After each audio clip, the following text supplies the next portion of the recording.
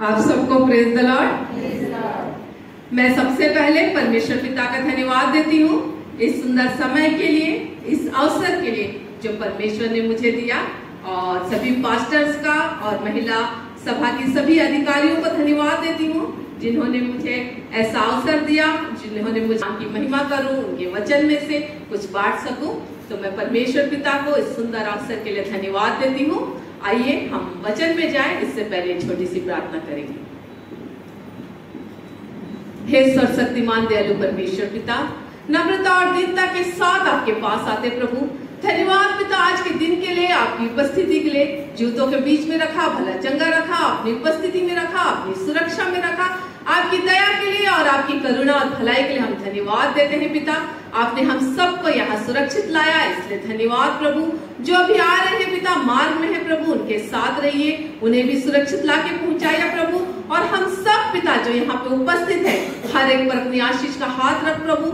इस कैंपस के चारों ओर लहू का बाड़ा बांधे, स्वर्गदूतों का पहरा बैठाए, सुरक्षित रखना कि शैतान की कोई भी ताकत पिता इसको छूने ना पाए प्रभु। आपकी उपस्थिति के लिए हम धन्यवाद देते हैं।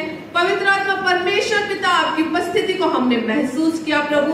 इस समय प्रभु विशेष प्रार्थना करते हैं पिता, जब हम वचन में जाते हैं, पवित्र आत्मा परमेश्वर पिता, मैं अपने आप को आपके हाथों में सौंपती हूँ पिता, अपने आप को शून्य करती हूँ, अपने आप को खाली करती हूँ। पवित्र आत्मा परमेश्वर पिता, आप मुझे अपने नियंत्रण में लीजिए, आप मुझे अपने कब्जे में लीजिए, आप अपनी सामर्थ्य से भरिए प्रभु, और जो भी वचन बोला जाता प्रभु आपके द्वारा होने पाए। सारी बातों के लिए आपको धन्यवाद देते हैं और इस प्रार्थना को प्रभु यीशु मसीह के नाम से मांगते हैं, आमीन। जो वचन मैं आप लोगों के सामने रखूंगी वो है निर्गमन 15 अध्याय, इसका 22वें पद से 27वें पद तक। इस वचन में हम उस समय की घटना को देखते हैं जब इजरायली मूसा की अगुवाई में अपने पूरे गुलामी से छुटकारा पाकर मिस्र से जब निकलते हैं, उस समय उनके जीवन में परमेश्वर कैसे कार्य करता है, कितनी बड़ी बड़ी कार्यों को करता है मूसा, और उनकी अगुवाई जब करता है तो मूसा को किस प्रकार से लोगों की कुड़कुड़ाहट को और सारी बातों को सुनना पड़ता है। ये हमें इस समय ये वचन में जो दिया है 22 से 27वें पद में हम देखते हैं।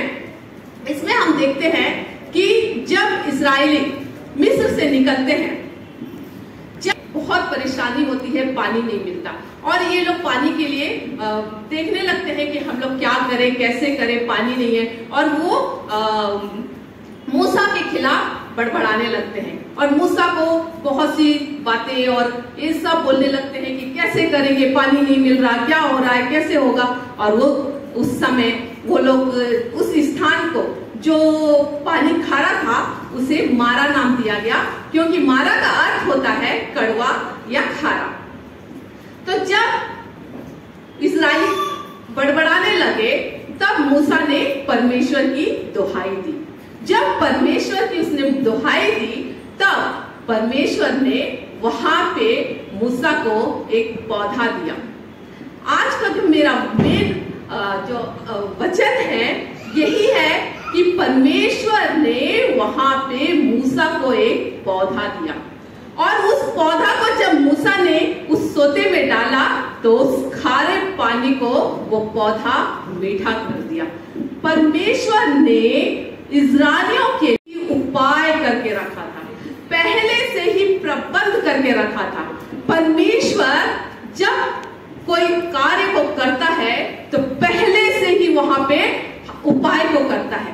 जब हमारे जीवन में हम जो यहाँ पे उपस्थित है, हमारे जीवन में कोई भी दुख आती है, कोई भी तकलीफ आती है, कोई भी परेशानी आती है, तो हम उस भविष्य के वो उन कार्यों को जो परमेश्वर हमसे हमारे लिए किया था उसे हम भूल जाते हैं। जैसे कि इजरायली लोग तभी लाल समुद्र को पार करके सूखी भूमि से चलकर वो लाल समुद्र को पार किए थे, लेकिन वो जैसे ही वहां पे कड़वा जल उन्हें मिला वो परमेश्वर के उस सामर्थ्य को भूल गए।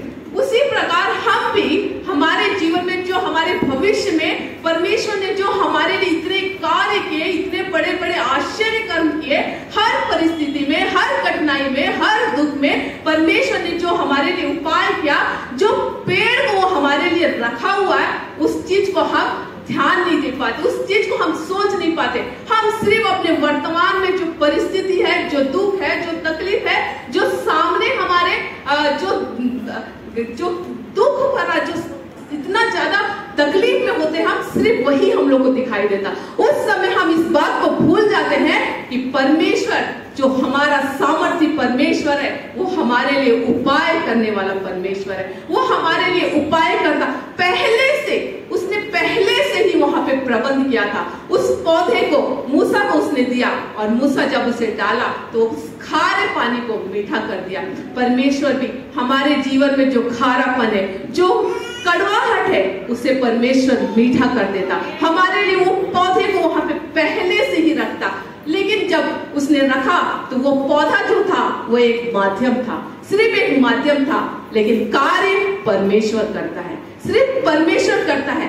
क्योंकि जैसे हम जो है इंसान, हमारे लिए ये संसार और ये संसार की सारी वस्तुएं एक माध्यम है, लेकिन जो कार्य हमारे जीवन में करता, जो परेशानी, जो दुख जिससे हमें निकालता, जिसके लिए हमारे लिए उपाय करता, वो परमेश्वर है। यहाँ पर भी इस्राएलियों के लिए उसने प्रबंध किया, और उसके बाद जब वो पानी उन्हें मिला, तब उनके लिए 12 पानी का सोता और 70 खजूर की पेड़ का प्रबंध किया।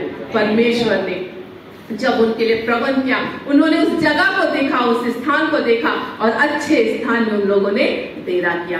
परमेश्वर ऐसे कार्यों को करता है। हमारे जीवन में भी परमेश्वर उपाय करने वाला परमेश्वर है, प्रबंध करने वाला परमेश्वर है। यहाँ पे हम उदाहरण के लिए हम अब्राहम को देखते हैं। जब हम अब्राहम